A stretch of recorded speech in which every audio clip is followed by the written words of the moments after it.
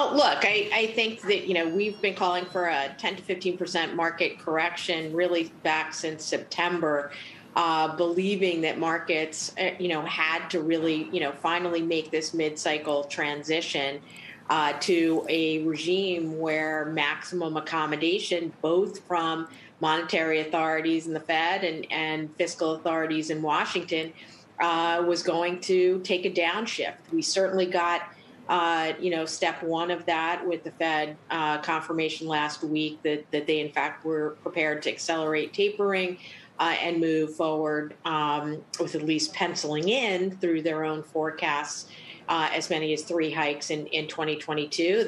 That's the beginning of the tightening of financial conditions. And then, obviously, we got this bomb over the weekend from Senator Manchin that, suddenly he's, gonna push away from the table and reduce the likelihood of any more fiscal stimulus. So, I think that those two things were probably enough. And then you layer on this acceleration in negative headlines around Omicron, and you have people wanting to pull back risk. At a time where they've already made quite a lot of money year to date, and they want to lock it in and go on their holiday. Mike, obviously, as Lisa mentioned, it was somewhat of a surprise with the Build Back Better plan either being likely delayed or rejected entirely due to the headlines over this weekend with regard to Senator Joe Manchin's decision to reject it. What do you think that means in terms of the risk that there's a monetary policy mistake, given that we're now in this environment where you have monetary and fiscal tightening taking place at the same time?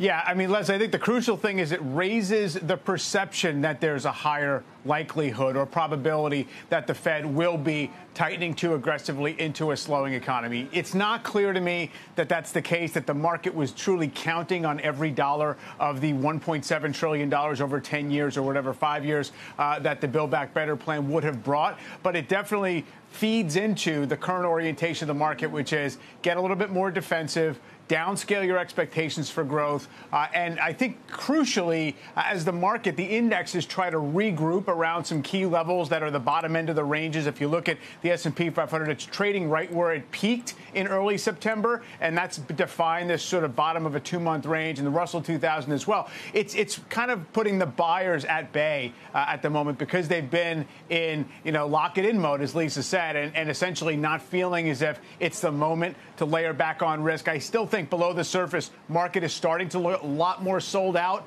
depending on where you look. The majority of stocks have been really blasted relative to the indexes. So it's unclear to me if you kind of need more downside, but it doesn't mean you don't get it. Lisa, do you see opportunity anywhere out there, given the recent sell-off? I mean, obviously, the trading days are pretty numbered heading into the end of the year. Would you be a buyer anywhere? We're absolutely a buyer in this market. This is a wonderful stock pickers market.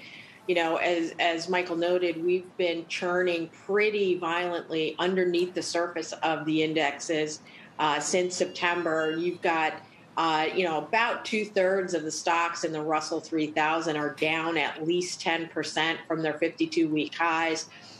So there's a lot of things to buy. We're pretty aggressively accumulating the more cyclical stocks. So financials, industrials, energy, materials, mining, transports, as well as consumer services, which we do think are going to come roaring back.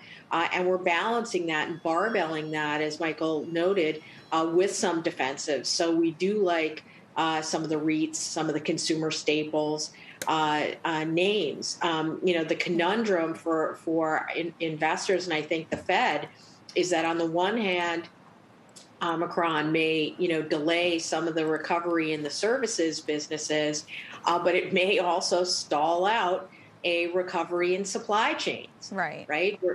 So, here we are, all the forecasts, except for the Feds, or maybe including the Feds for that matter, where that inflation decelerates pretty quickly in 2022. It may be that growth disappoints and inflation stays persistent because these supply chain delays remain very lumpy and unpredictable, because of the pandemic.